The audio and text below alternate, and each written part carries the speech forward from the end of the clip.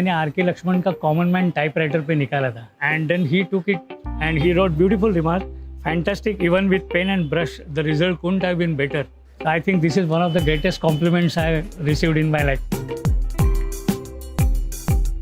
I was more interested in art, music, classical. मुझे बहुत खंत हो गया कि ये जे स्कूल में नहीं जा सका, मैं बहुत दुख हो गया था. तो एक दफ़ा मुझे क्या हो गया, बॉस ने, मैं यूनियन बैंक में था, तो बॉस ने मुझे एक इंटरकॉम टेलीफोन की लिस्ट टाइप करने को बोली. तो टाइप करते समय मैंने सोचा कि कुछ अलग करके देखे इसमें, तो इसलिए मैंने जो इंटरकॉम लिस्ट थी वो मैंने टेलीफोन के आकार में ही टाइप की.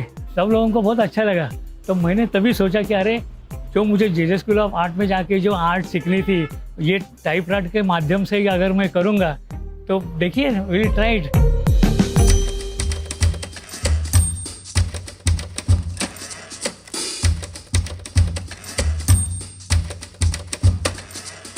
जब भी मैंने पहले टाइपराइटर पे पिक्चर्स बनाना शुरू किया तो मैं पहले एक्स कीज का यूज़ करती हूँ. It is like a cross stitch. उसमें पेपर स्ट्रेट ही होता है और आप टाइप करते जाओ, उसमें कुछ घुमाने का वगैरह कुछ नहीं.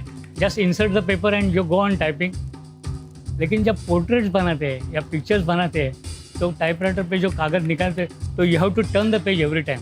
और उसके लिए हम अंडरलाइन नहीं और डैश, ये दो कीज ज़्यादा इस्तेमाल करते हैं. और डैश से मैंने सब आउटलाइन करके लेता हूँ. जैसे हेयर वगैरह बनाने होते हैं तो उसके लिए अंडरलाइन, डैश, उसका भी इस्तेमाल होता है. लेकिन जब आईब्रोज बनाते हैं तो उसमें वो डार्कनेस ज़्यादा आने के लिए जो टाइपराइटर का वो जो रॉड है वो एक दफ़ा पकड़ना पड़ता है और उसके ऊपर ओवरलैपिंग करके वो एक एक के ऊपर एक टाइप करके वो डार्कनेस आती है. सचिन का पिक्चर टाइपराइटर पे बनाने को शुरू किया तो जब भी उनके हेयर बनाने के थे तो मैं बोला, अरे बाप रे, अभी ये हेयर तो कर्ली हेयर है, कैसे बनाऊँ. तो मैंने टाइपराइटर में ये जो हेयर बनाए हैं वो टाइपराइटर का @ साइन है, वो @ साइन एक के अंदर एक ऐसे घुसा कर उनका जो पिक्चर बनाया था. When I showed it to Sachin, I told Sachin, when you are having strokes on the ground, these are the different strokes, these are the strokes on the typewriter. Many times it happens, you know, stroke कभी कभी थोड़ा आगे जाता है, पीछे जाता है, तो ऐसा हो जाता है तो you have to remove the page. बहुत उसमें कंप्यूटर जैसा डिलीशन नहीं है. कभी कभी तो मेरा पूरा पिक्चर हो गया था. अभी नोज़ करने का है, आईज एंड नोज़ मैं लास्ट में करता हूँ क्योंकि उसमें सब आदमी का पता चलता है एक्सप्रेशन.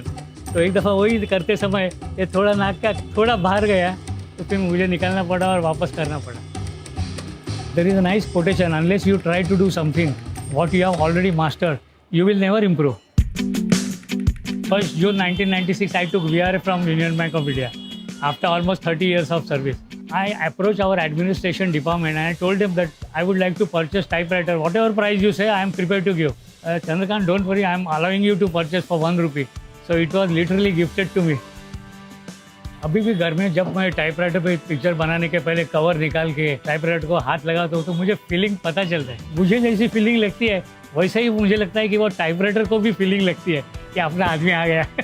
तो that relation is there now. That typewriter, last 23 years, that typewriter is in our house. It is like one of our family members only.